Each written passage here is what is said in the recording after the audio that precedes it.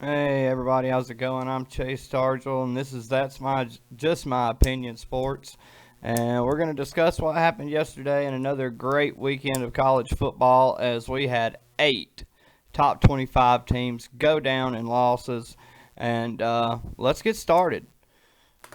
So here we go. We had West Virginia playing Baylor at West Virginia. West Virginia gets the win 27-21 in double overtime. Then we had Florida taking on South Carolina. Gators take care of business 38-24. Rocky Top going to 2-0. They beat Missouri 35-12. NC State getting the win over top 25 Pitt. I believe number 25 Pittsburgh. 30-29. Tulsa upsetting Central Florida. I think it was 34-26. Then North Carolina went on the road, beat Boston College 26-22. Oklahoma State destroyed Kansas. I mean, not much to say there. Cincinnati continuing to look good. They destroyed South Florida 28-7. LSU gets back on track. 41-7 win over Vanderbilt. Clemson, little sluggish against Virginia. We'll see how that affects them in the actual polls this week. But they get the win, 41-23. Lane Kiffin and Ole Miss, they get their first win of the Lane Kiffin era. God.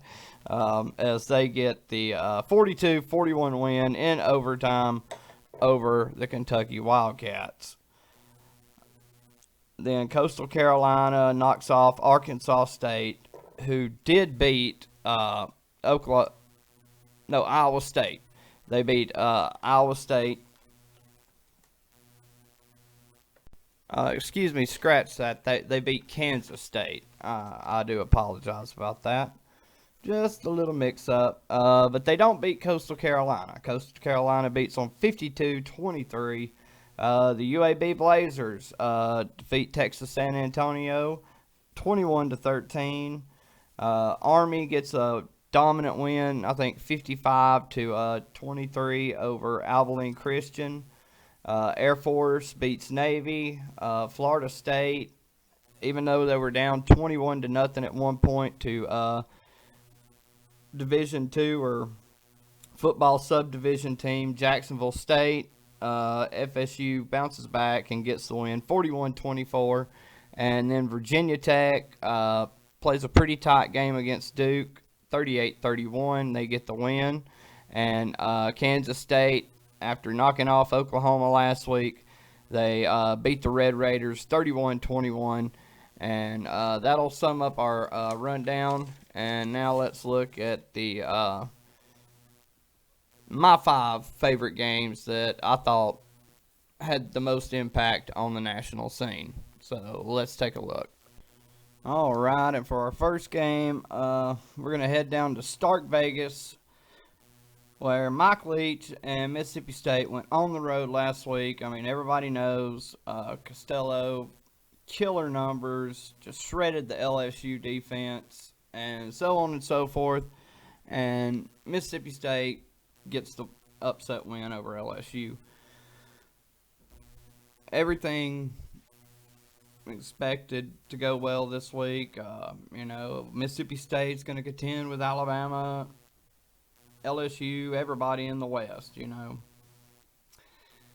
Well, if you look at Mike Leach's history as head coach at Texas Tech and Washington State, he was always known for pulling big upsets. Like I said, he's done it everywhere he's been at. The sad thing is, it might not have been the next week, but usually within a 2 to 3 week range, Mike Leach would be bitten with karma. You pull an upset, yin yang. If he pulls an upset, well, he's going to have one pulled on him. Well, karma did not wait long.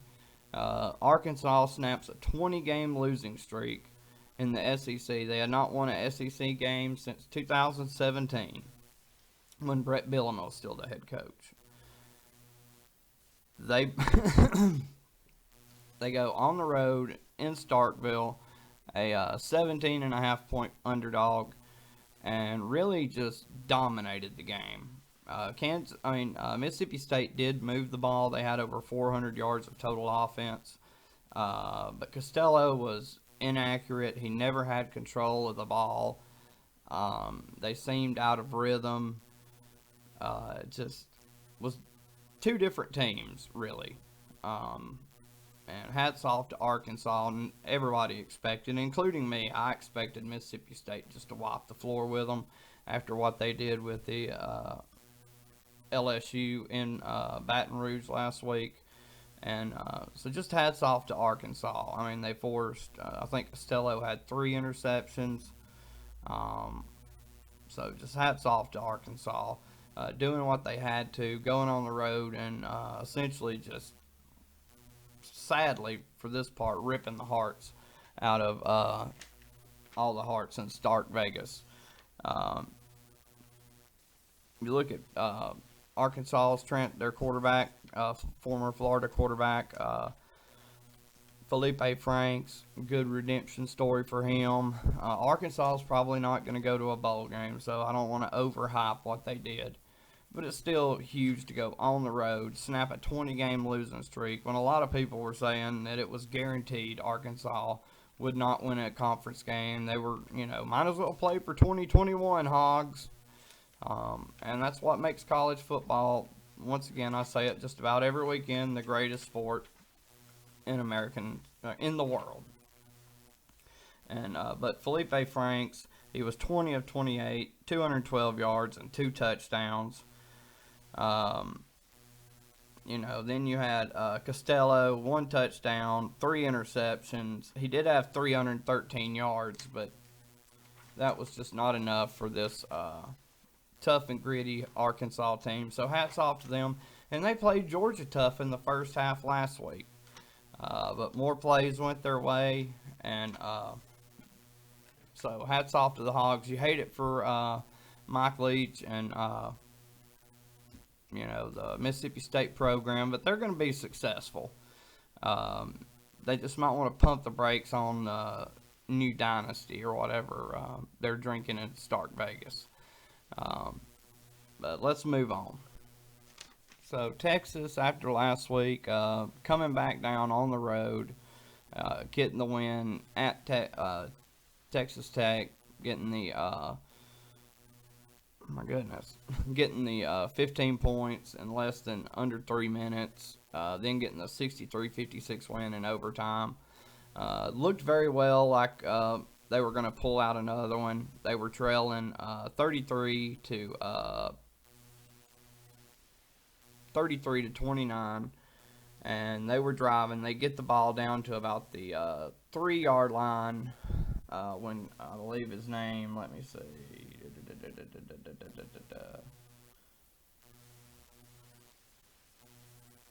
When Keontae Ingram for the Texas Longhorns got hit going in. Now he's going in for the game-winning touchdown, assumably. There's only about 33 seconds left in the game.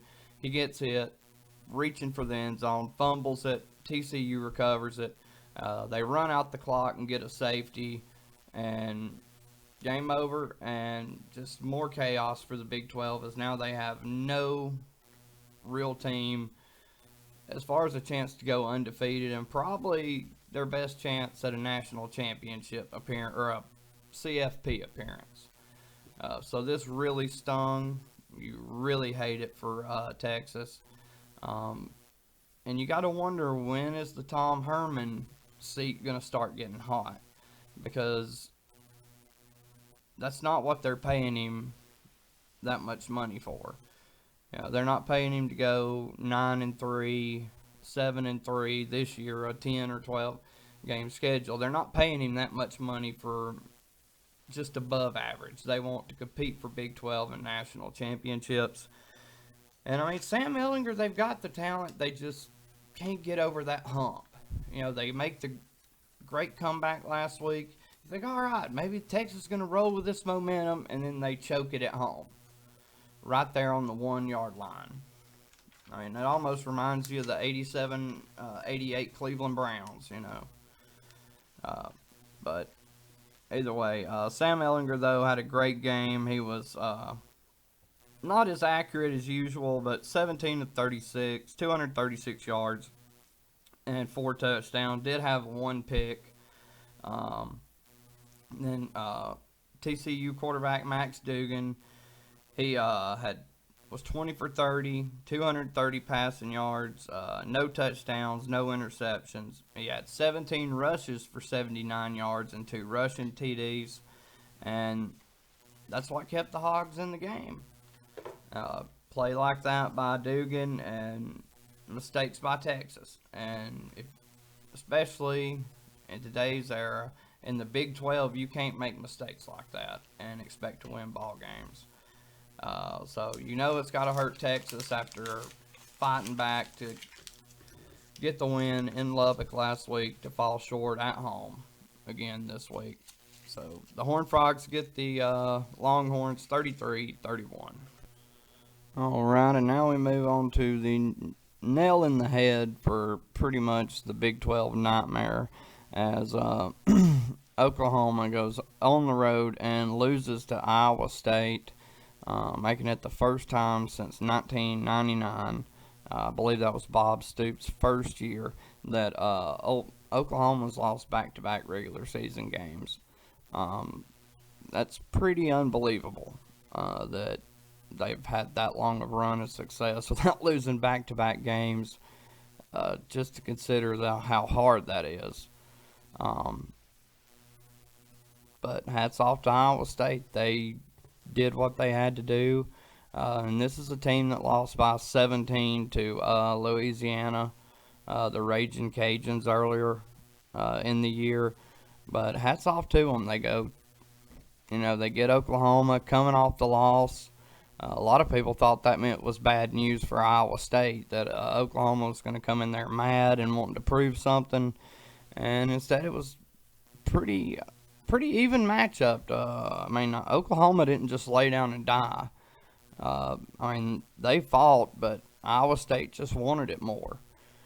And, Brock Purdy, he played a lot better than he did against Louisiana. Still got to work on his accuracy, though, because he only went 12 for 24, but I think he had, it was 12 of 24 for 254 yards passing, and he had 1 passing and 1 rushing touchdown. So he's got to get better at his passing. Spencer Rattler for Oklahoma, he was 25 or 36, 300 yards, 2 touchdowns, and a costly interception. But I can't say enough about what the Iowa State Cyclones did. Their running back, Breece Hall, had 28 rushes, 139 yards, including the game winner with 4:06 left in the game. Oklahoma tried to drive down and tie it. Rattler ended up throwing an interception in the end zone, and Iowa State ran the clock out and officially knocked Oklahoma not officially, but pretty much eliminated them from any hopes of their 4 straight playoffs. And that really hurts the Big 12, especially with Texas losing earlier in the day, with the upsets that Kansas State had already lost to Arkansas State. You had Louisiana beating Iowa State, and the Big 12 right now is just cannibalizing each other. TCU already had a loss before beating Texas today, so Texas can still get in with 1 loss, but if they play like they have the past couple of weeks, they never should have been down by 15 to Texas Tech. You can excuse 1 game, though, but back-to-back weeks like that, I just don't know if that's good news for Texas or the Big 12, because definitely Oklahoma and Texas are your pride programs in that conference, and I just don't know if there's anybody in there that's going to finish with less than 2 losses. And 2 losses you're not going to get in this year because some teams probably going to finish 5-0 and has looked pretty dominant. And the college football playoff is not going to punish somebody for COVID. Or the beer flu, excuse me. I don't think so. But either way, just a just a knife in the heart for the Big 12 conference as Texas and Oklahoma fall today or yesterday. But the Iowa State game really put the nail in the coffin on Saturday night as they get the win over the Sooners 37-30. All right, now we're going to head down to Tuscaloosa where Alabama just throttled Texas A&M. Bama jumped out to an early 14-0 lead. Texas A&M, to their credit, answered. They scored, cut it to 14-7. Then they deflected a Matt Jones pass and intercepted it, run it deep into Bama territory, scored again real quick, tied it at 14, and then it was all Bama. Just Mac Jones, to me, has the prettiest deep ball in college football, and I'm probably a little biased, but I would like somebody to prove me wrong. I'm willing to listen to anybody who has proof. The way he hit John Mechie and Jalen Waddle in stride was just beautiful. And just the beatdown was on. Bama would score, make it 21-14. They'd pressure Kellen Mond. He would throw an interception right, would run it back, and eventually it was 45-17 before A&M really knew what happened. They would score to make it 45-24. Bama would turn around, hit John Mechie again for his second long touchdown of the day to put it away. Alabama would win 52-24. Mac Jones on the day, though, had 435 yards on 4 touchdowns, 1 pick. I think he was 20 of 27. John Mechie III, he had 5 catches, 181 yards, 2 touchdowns. Jalen Waddle had 5 catches, 142 yards and 1 touchdown. Kellen Mond played a lot better, but that one interception before the half that was run back really hurt and swung the momentum back towards Bama for good. But 25 of 44, 318 yards, 3 touchdowns, and a pick. And that's something Alabama has to improve on. Their defense is they're, oh my gosh, I'm so tongue-tied, I'm sorry. They're prone to giving up the big game, the big play. Gosh, I don't know what's wrong with me. They're very susceptible to it.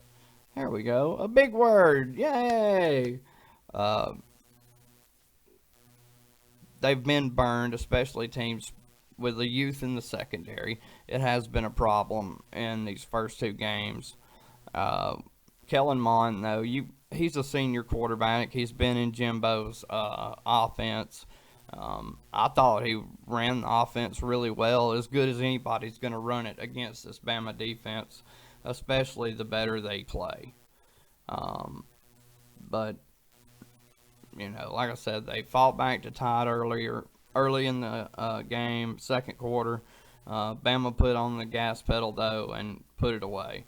And Alabama moves to 2-0. A&M falls to 1-1. Alabama will play Ole Miss next week, and Florida is who A&M's got. So another top 5 matchup for the Aggies. Kirby Smart, that was a dirty move. Dirty move. Bulldogs just thrash Auburn. Kirby Smart made us think that he didn't have a quarterback. That wasn't right. Was not right at all. As Georgia just really did a number on the Tigers. 27-26 ended up being the final. But it was 24-0 at the start, pretty much midway through the second quarter, as Georgia just showed up, physically manhandled Auburn, pressured Bo Nix all day. He couldn't get comfortable. He just had a miserable game, and Georgia did what they do best. They were balanced. They had 230 yards passing, 202 yards rushing. Let's see, Stetson Bennett. He had 240 yards passing, 1 touchdown, no picks. That's perfect for Kirby. That's what he wants. Kirby Smart's not looking. I mean, don't get me wrong. He would have loved it for Justin Fields not to have transferred. I'm not saying that. And he would have loved it if Jake Fromm hadn't have went pro early. But, Kirby will take these stats every week. And then you got a running back by committee pounding for 202 yards on the ground. Now, I'm sure he'd like that to be up to about 240, 250. That way he could have about 480 of total offense. But, 442 yards of total offense. Kirby Smart's not going to shy away from that. And then his defense, just as dominant as they were over Auburn. Bo Nix had 177 yards passing. I think they allowed Auburn to have like 38, 40 yards rushing, something like that. It was abysmal. They almost doubled Auburn in total yardage, and Auburn was only able to walk away with 6 points. And I actually thought Auburn would win the game.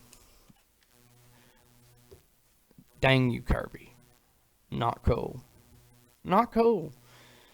Making us think you did not have a quarterback last week against Arkansas. Which, then again, after the way they played against Mississippi State, that might have had something to do with Arkansas. Still better to blame you. But hats off to Georgia. That defense was ferocious. And like I said, they pestered Nix. He could do nothing. And they might have exposed him a little bit, which I think everybody knew that if you shut down the Auburn run game, unless Nix played like he did against Alabama last year in the Iron Bowl, which is not going to happen all that often. That was just a special day for that kid. And not to put him down, but that's just not his style. He's not a guy that's going to throw for 300 yards every week. It's not his forte. He would do better to throw for 220, 230, and run for about 75 to 100 yards. That's where Bo Nix is best at. But still, hats off to Kirby Smart and that ferocious Dogs defense. And, you hate it for Gus Malzahn because you know what's going to start coming next. Here comes the Fire Malzahn chants coming down from the plains. So we'll see how long they last. Surely, at least until Auburn beats their next ranked opponent. That's usually how that goes. But Georgia chewed up some Tigers Saturday night, and they get the win 27-6 over Auburn. All right, and last but not least, and to me probably the best game of the weekend, or at least closest game of the weekend, SMU and Memphis. They were playing at SMU. Memphis playing their first game since September the 5th due to the beer flu.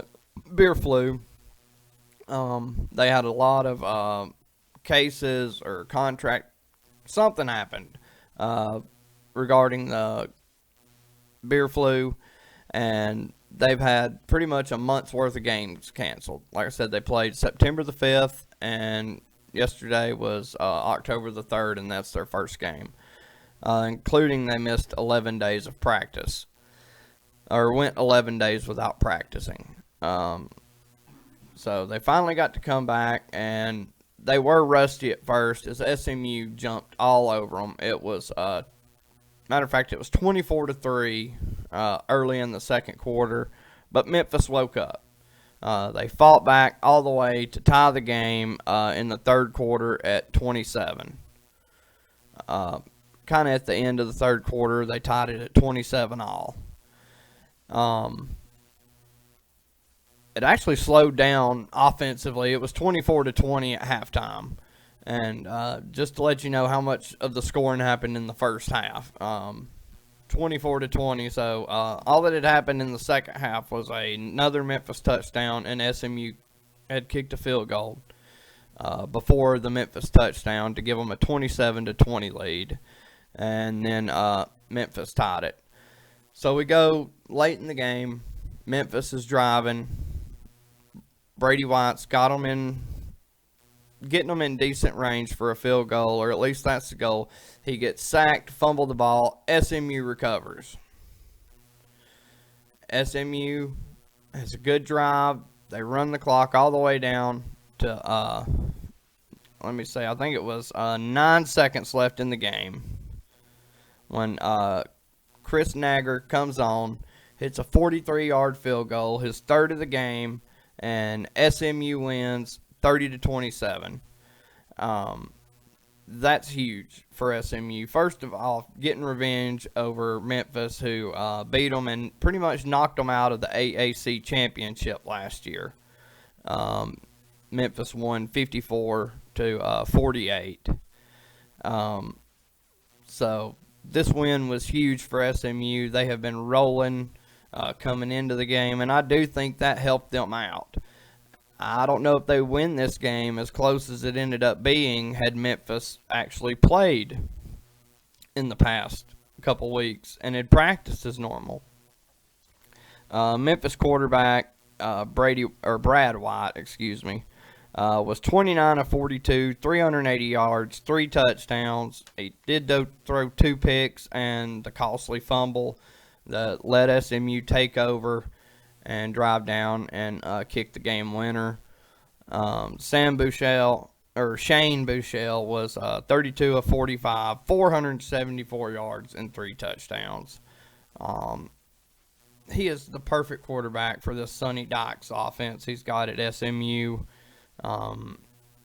Really incredible. His number one target, Reggie Roberson, had 5 catches, 243 yards, and 2 touchdowns. And he went out midway into the third quarter with an injury. He did not return. I don't think that's good news. Hopefully it's not anything too serious. Hopefully it's not a season-ending injury. But still, hats off to SMU. Getting the win over top 25 Memphis, quickly becoming a nice little rivalry game between the two. Now, due to the new rules, they could meet again in the AAC Conference Championship game. So we will have to wait and see how the beer flu holds up for everybody. There's no real telling this year what's going to happen. Especially with what's happened in the NFL and then what's happened with Memphis. They've already missed pretty much a month's worth of football. And, we've had more postponements from this past weekend in college, and there's more to come. So, definitely when the President of the United States can get COVID, anybody can, and anybody can be affected. So, either way, hats off, though, to SMU. This game, the win's about them, not about what did or didn't happen to Memphis. They showed up, they fought hard, they played their butts off, and they came up short. And I'm sure Memphis's coach, Brad White, any of those players would tell you that. But hats off to the Mustangs, and they get the win. Shane Buechele, once again, 32 of 45, 474 yards, and 3 touchdowns. The guy's just incredible. Can't say much more than that. All right, and as far as my top five goes, I have number one. I have Alabama number one, Clemson number two. I have Georgia moving up to number three. I have Ohio State moving up to number four, and I have Notre Dame dropping to number five. Uh, to me, I have two players of the week. I have Matt Jones and I have Mac Jones, quarterback for Alabama, and then I have Shane Buechele, quarterback of SMU. Both of them throw for over 400 yards and look great doing it. I believe Mac Jones had, I believe both of them had 3 touchdowns. Um, Jones had 1 interception where it was tipped. Shane Buechele didn't throw an interception. So hats off to both of those guys. To me, they had the 2 most impressive games of the week. Um, I will have my NFL review probably Tuesday, reviewing everything that happened, of course, after Monday Night Football. Actually, 2 Monday night games this week with the Patriots and Chiefs being postponed till Monday night, and then the Packers Falcons as well. I will be having a MLB Division Series preview, hopefully coming out tomorrow night. So just have to wait and see how everything works out there, but I'm hoping to get it done. But until then, God bless. Y'all take care. Peace.